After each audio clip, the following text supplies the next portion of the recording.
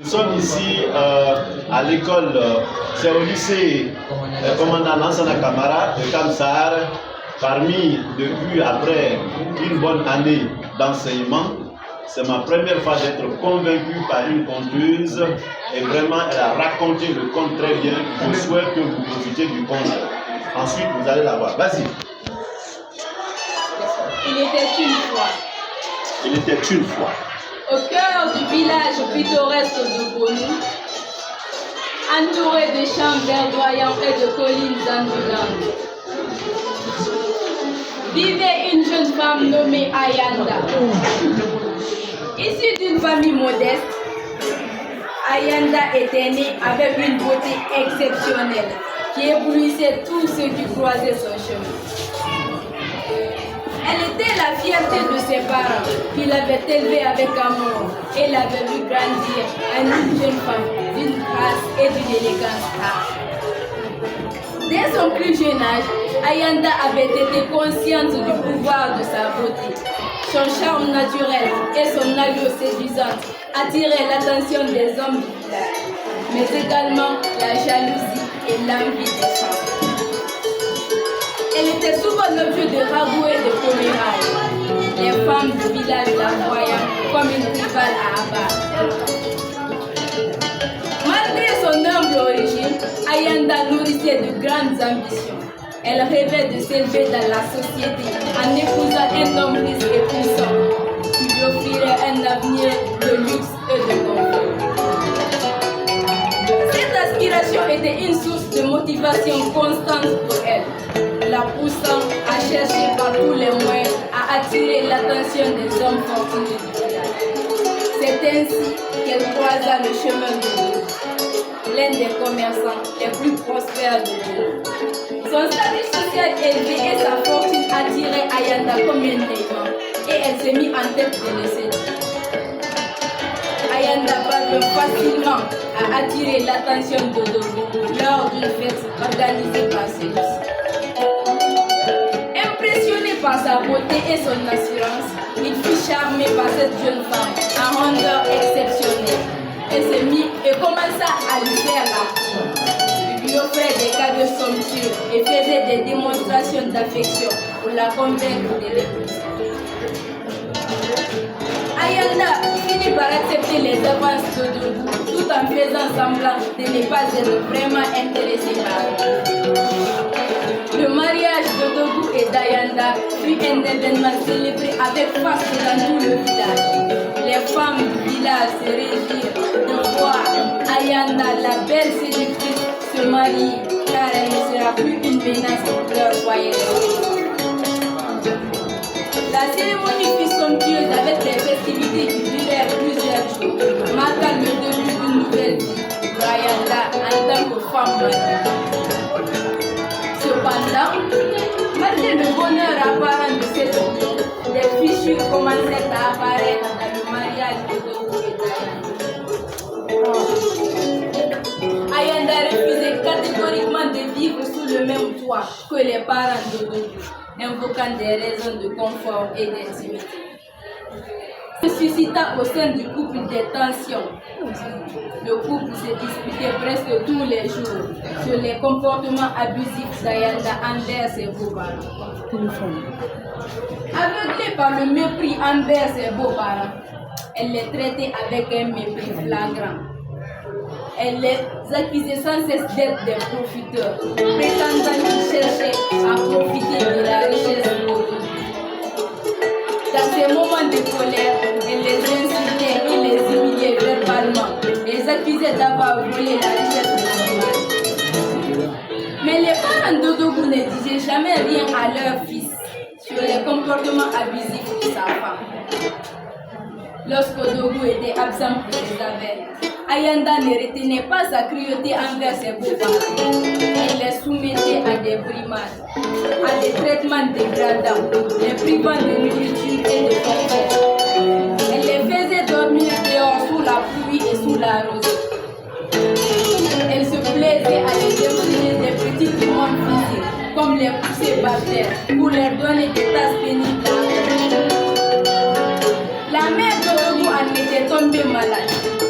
Et Pourtant, elle ne disait jamais rien à son fils, car elle ne voulait pas détruire son mariage.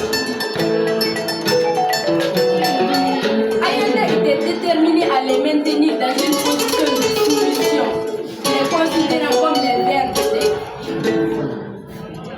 Malgré les supplications et les pleurs de ses beaux-parents, elle restait insensible à leur détresse. Sa relation toxique avec ses beaux-parents était en secret bien gardée.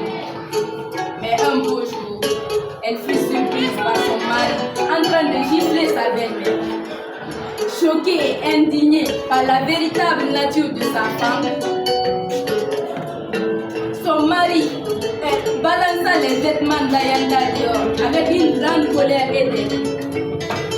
Tous ceux qui avaient assisté à la fête ne comprenaient pas pourquoi Ayanda était châchée. Alors, ils inventèrent un gros mensonge.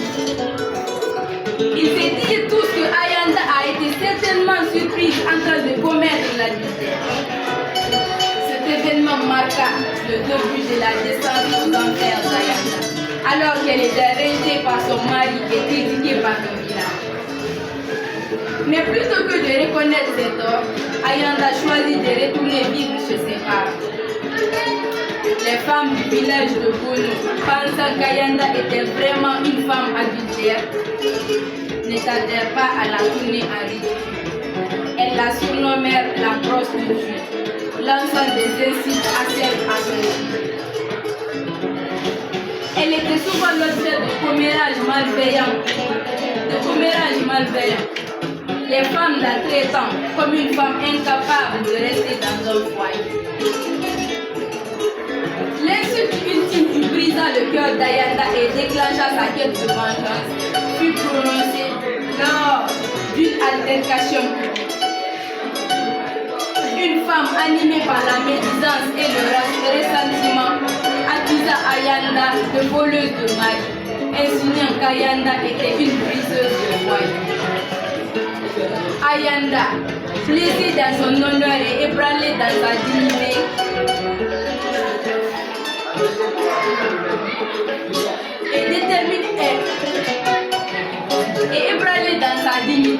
sentit le feu de la colère embrasser son cœur. Déterminée à se venger de tous ceux qui l'avaient humiliée, elle décida de recourir au pouvoir mystérieux de la mamie de Chantel, dans l'espoir d'acquérir le pouvoir nécessaire pour faire payer à toutes ces femmes leur traitement injuste. Ayanda s'était promis de s'aimer le chaos et la discorde dans tous les foyers de Bourg. Déterminée à accomplir sa vengeance, elle s'est mise en quête des moyens de renforcer plus davantage son pouvoir de séduction.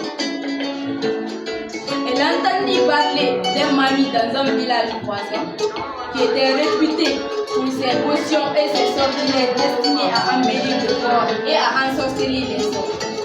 Sans hésitation, Ayanda partit vers la mamie, dans l'esprit obsédé d'être encore plus belle.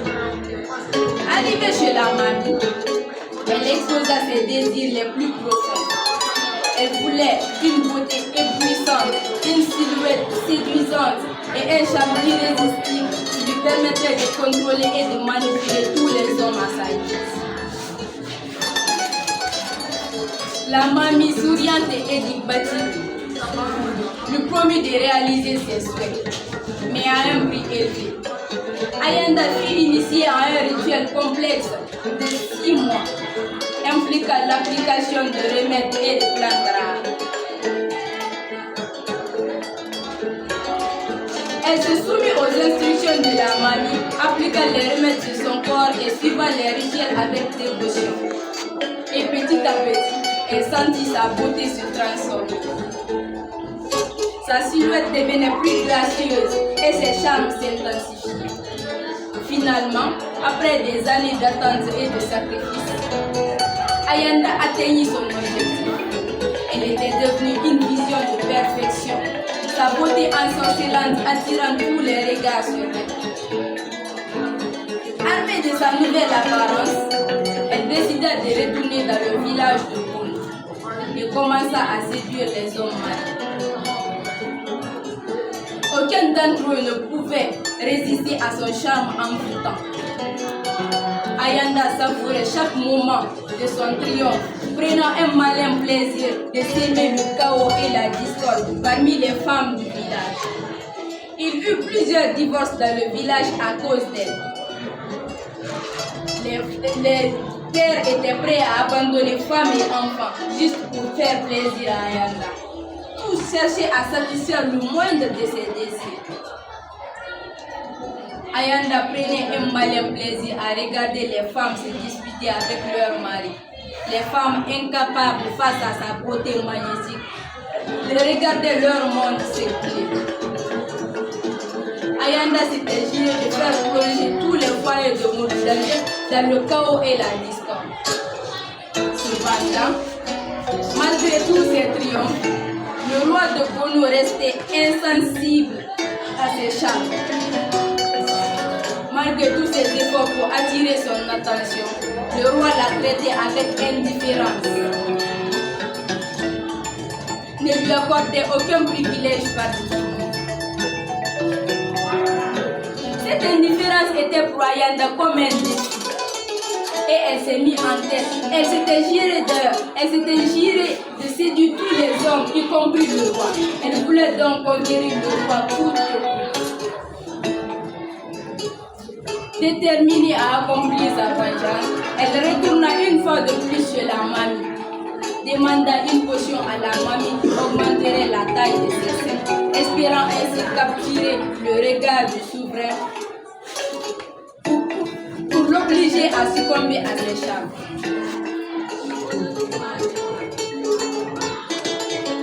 La mamie lui donna le fruit, l'avertissant de ses dangers. Ayanda était impatiente et prit le fruit de la mamie. Ayanda devait manger le fruit une seule fois, puis jeter le reste pour éviter des conséquences désastreuses. Elle mangea le fruit et immédiatement ses seins commençaient à pousser comme par magie. Pleine d'excitation et d'impatience, elle choisit le moment parfait pour exposer sa nouvelle apparence.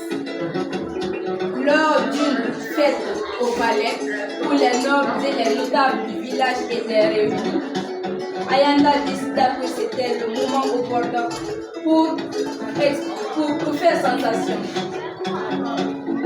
Alors que la musique résonnait et que les festivités battaient leur plein, Ayanda fit son apparition. Tout le monde la regardait, un regard plein d'admiration. Elle était très fière d'elle-même. Mais une fois de plus, le roi de Bonou ne lui accorda aucune attention particulière. Frustrée et poussée par la colère, elle sortit le reste du fruit de sa robe et mangea, ignorant les avertissements de la mère.